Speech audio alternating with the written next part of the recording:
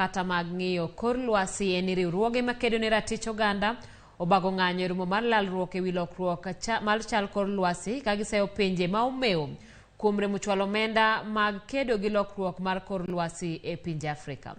Gichwalo ng'ure kinde ma piny China ma ok en jakanyo e romo mar COP27 madhi nyime piny Misri okoni gin thuolo mar chiwo sir mar omenda mag chulo joma lokruok chal kor lwasi osekelo negi midhiero kod lal. George Bati miyo waler. E kinde ma pinje medo chiwo singo kaka gibiro chiwo sir mag omenda e kedo kod lokruok chal kor lwasi, riwruoge mopogore opogore ahinya mawuok e pinje Afrika moyware romo mar COP27 madhi nyime piny Misri owuok tung' mosuo kod pinje ma omeo ka giwacho ni pinje Afrika nyaka mi omenda mag kedo gi lokruok mag kor lwasi sani. Adaptation financing and also climate finance for Africa, it's non-negotiable. We want world leaders to take this agenda very serious because our future as young people is at stake. We contribute less than 4% to the global greenhouse gas emission, but yet the worst impact of climate change is upon us here in Africa. Ng'anyo mar githenge mar romono, riwruoge go dok ne mine manie kor gwenge magikoni yudo midhiero mathoth ma okel kod lokruok chal kor lwasi ka gidwaro ne sir ma ichiwo mondo chop dwaro mar joma mini ahinya mag Afrika. We are trying to respect the organizing of the COP and the restrictions.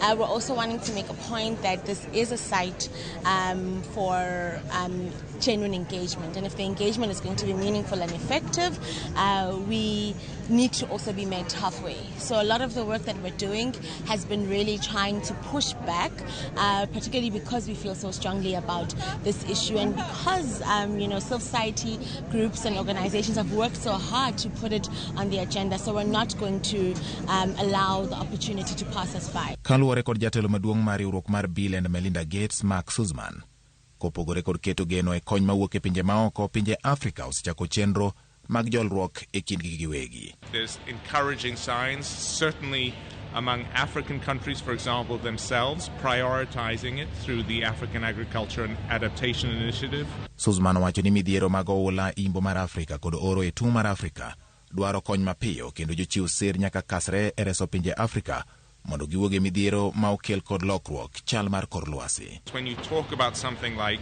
the floods in West Africa recently or the drought in the Horn of Africa, this covers multiple countries. You need to customize some of the support by agroecological zones. I think there are ways to do that. That's part of the Multilateral Development Bank reform that would facilitate the ease of some more pooled lending as well as the country-by-country lending. So absolutely, I think this is a critical moment that we hope that the MDBs will be able to take advantage of, and we hope that their shareholders, who are the countries who govern the MDBs, will step up to the plate and accept those reforms. Kata obedo ni githir kod rombe mag lalruok ewi lokruok chal kor lwasi, piny China ma bende en achiel kuom pinje ma omeo e piny mangima okoni giikore mar biro chwalo omenda mag konyo jogo ma lokruok chal kor lwasi osekelo nigi midhiero kod lal. George Bati, Ramogi TV. Luoro nitie ni kuonde tiegruok mag jopuonje mag skunde primar nyalo podho poni piny owacho ok odonjo mar resogi. Ma kaluwore gi midhiero ma ka gi ka